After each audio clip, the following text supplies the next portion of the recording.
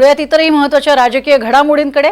महाराष्ट्राचे मुख्यमंत्री म्हणून देवेंद्र फडणवीस यांच्या नावावर शिक्कामोर्तब झाला असून आज किंवा उद्या त्यांची भाजपच्या विधिमंडळ पक्षनेतेपदी नियुक्ती होईल अशी माहिती भाजपच्या वरिष्ठ नेत्यांनी दिली आहे।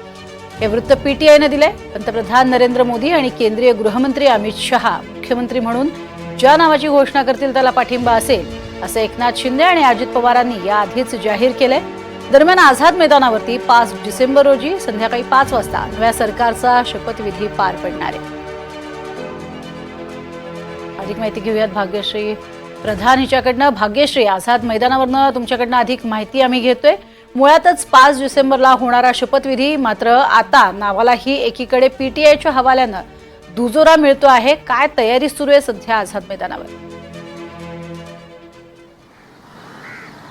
आपण जर बघितलं प्रज्ञा तर गेले आठवडाभर मुख्यमंत्री पद कोणाच्या गळ्यात पडणार यावरनं प्रचंड चर्चा रंगलेल्या महाराष्ट्रामध्ये पाहायला मिळाल्या। मात्र फडणवीस यांचं नाव सातत्याने पुढे येतंय। अनेक सूत्रांनी या नावावर शिक्कामोर्तब केल्याची देखील माहिती जी आहे ती आपल्या समोर येताना पाहायला मिळते। आझाद मैदान इथे शपथविधी सोहळा होणार असल्याचं प्रदेश अध्यक्ष चंद्रशेखर बावनकुळे यांनी 2 दिवसापूर्वी आपल्याला सगळ्यांना सांगितलेलं होतं।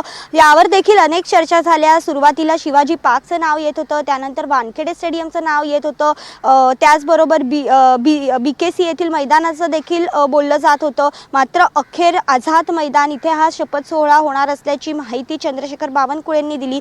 त्यानंतर जर आपण बघितलं तर 3 दिवस या आझाद मैदानावर इस्तिमा नावाचा एक कार्यक्रम सुरू होता। तो काल रात्री उशिरापर्यंत सुरू होता। तो रात्री 3 वाजता संपल्यानंतर इथली लोक गेल्यानंतर आपण जर बघतोय तर सध्या आझाद मैदानामध्ये गाड्या लागलेल्या आहेत, क्रेन लागलेल्या आहेत, स्टेज बांधण्यासाठीचं जे सामान लागतं ते देखील इथे येऊन पडलेलं पाहायला मिळतंय। पोलीस बंदोबस्त देखील इथे ठेवण्यात आलेला आहे। त्यामुळे आजपासून जे सोहळा आहे, शपथविधी सोहळा जो रंगणार आहे, दैदिप्यमान असा शपथविधी सोहळा रंगणार असल्याची चर्चा जी आहे ती देखील पाहायला मिळते। तर हा शपथविधी सोहळा आझाद मैदान इथे होईल आणि त्याची तयारी देखील इथे सुरू झालेली पाहायला मिळते। आपण जर बघितलं प्रज्ञा तर 2014ला वानखेडे स्टेडियममध्ये ज्या वेळेला प्रचंड बहुमत मिळालं होतं त्यावेळेला दिमागदार सोहळा भाजपने केला होता। त्यावेळी देखील अनेक नेते जे आहेत ते आले होते। यावेळी देखील पंतप्रधान नरेंद्र मोदी यांच्या उपस्थितीत हा सोहळा होईल अशी माहिती जी आहे ती सूत्रांकडून मिळते।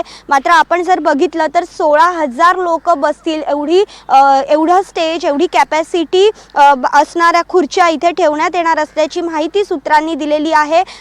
अनेक साधू संत असतील, महंत असतील त्यांना देखील आमंत्रण दिल्याची माहिती जी आहे ती आपल्या समोर सध्या येते। त्यामुळे हा नक्कीच दैदिप्यमान असा सोहळा असेल आणि भाजपचा मुख्यमंत्री असल्यामुळे नेमकी बाकी मंत्रिपदं कोणाला जातात हे देखील आता 1 ते 2 दिवसात पुढच्या स्पष्ट होईल। त्याचबरोबर विधिमंडळ गटनेते जे निवडायचं काम आहे ते देखील भाजप 1 ते 2 दिवसात करेल अशी माहिती मिळते। एकंदरीतच आपण बघतोय की आता सध्या सरकार स्थापनेला गती आलेली पाहायला मिळते प्रज्ञा। नक्कीच, आणि ही गती तुमच्या मागे अर्थातच पाहायला मिळते।